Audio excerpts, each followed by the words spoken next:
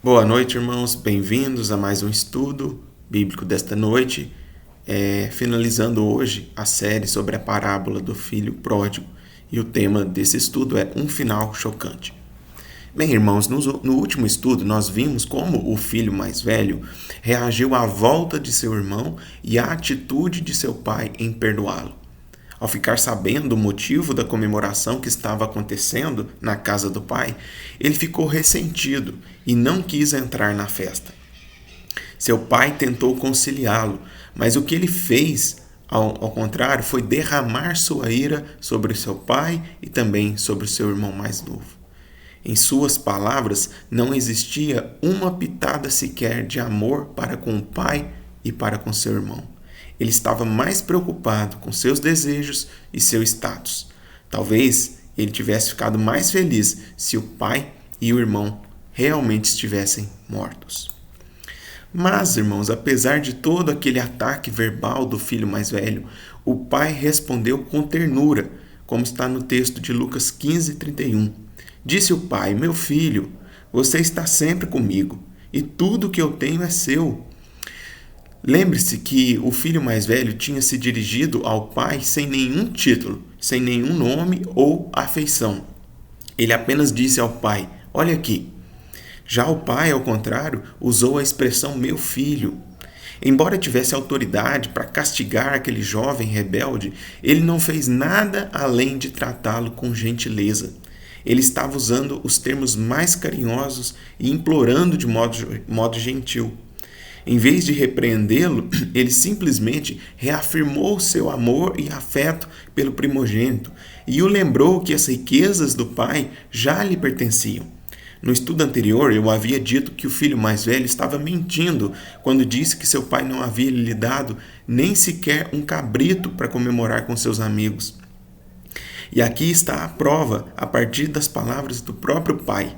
Como eu disse, o filho tinha direito de usufruir das propriedades do pai, inclusive dos animais. Toda a riqueza estava já disponível para ele usar como quisesse. Contudo, não há qualquer sinal no texto de que o filho mais velho tenha respondido positivamente às palavras do pai. Ao que parece, seu coração continuava duro como pedra. Então o pai insistiu pela última vez, dizendo ao filho mais velho, isso está em Lucas 15:32, entretanto, era preciso que nos regozijássemos e nos alegrássemos, porque esse teu irmão estava morto e reviveu, estava perdido e foi achado. Aqui, no ponto de vista do pai, a comemoração era perfeitamente cabida e natural. Era como receber alguém de volta dos mortos. Não havia como não celebrar. E essa perspectiva do pai era extremamente ou exatamente oposta à do filho mais velho. Enquanto o filho mais velho agia como se fosse ficar mais feliz se o seu irmão estivesse morto, o pai ficou extasiado ao tê-lo de volta vivo. Essa última cena da parábola de Jesus, irmãos, é bem intrigante. A conversa entre um pai amoroso e um filho afastado é colocada em evidência e os contrastes são chocantes. Dentro da casa do pai está ocorrendo uma celebração vibrante. Do lado de fora há ódio e amargura. O filho mais velho cobre seu pai de desprezo, enquanto o pai reage como sempre, com graça, misericórdia e compaixão pelo seu filho. E foi exatamente aí que Jesus terminou sua parábola, do lado de fora da comemoração, sem uma resolução satisfatória para a história. A insistência do pai com o filho mais velho ficou no ar, e sem mais palavras, Jesus partiu da via pública onde ele estava. A parábola do filho pródigo termina de maneira tão abrupta que há quem diga que o texto com o final da parábola de alguma forma se separou do manuscrito original e se perdeu para sempre com o tempo. Ou seja, que havia um final específico para essa história. Mas todo esse suspense, irmãos, tem um propósito. Jesus não teria contado uma das histórias mais belas de todos os tempos para esquecer do seu final. Não, essa falta de resolução na parábola é o seu final. Isso foi precisamente pensado desde o início por Jesus. Então, não há fragmentos perdidos por aí. Jesus deixou a história não terminada e o dilema não resolvido de propósito.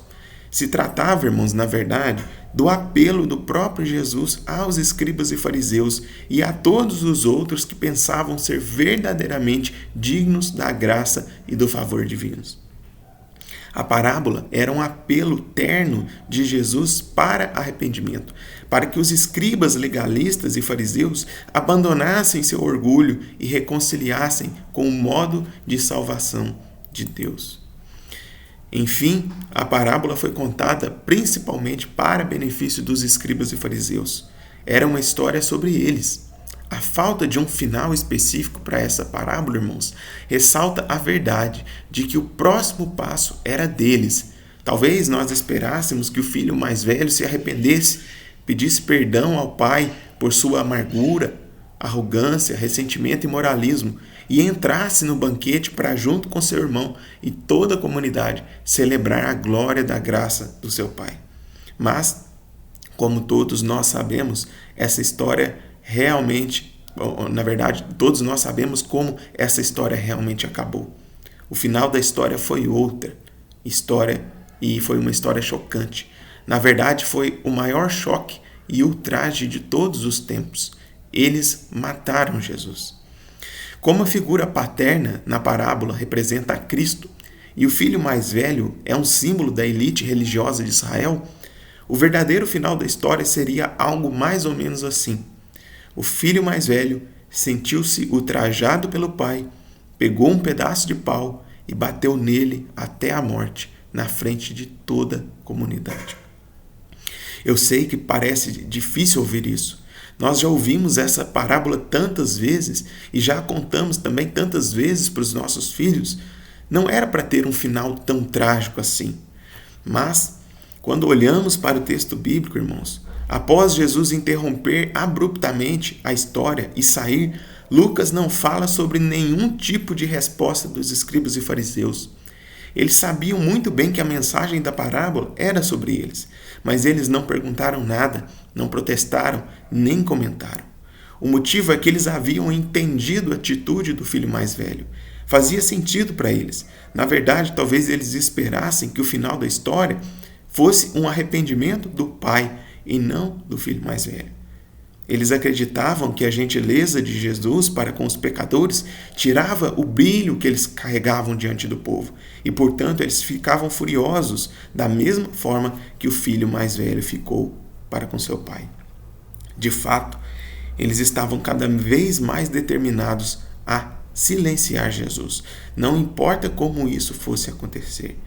E foi essa atitude que os levou a escrever um fim trágico para a grande parábola de todos os tempos que eu acabei de descrever.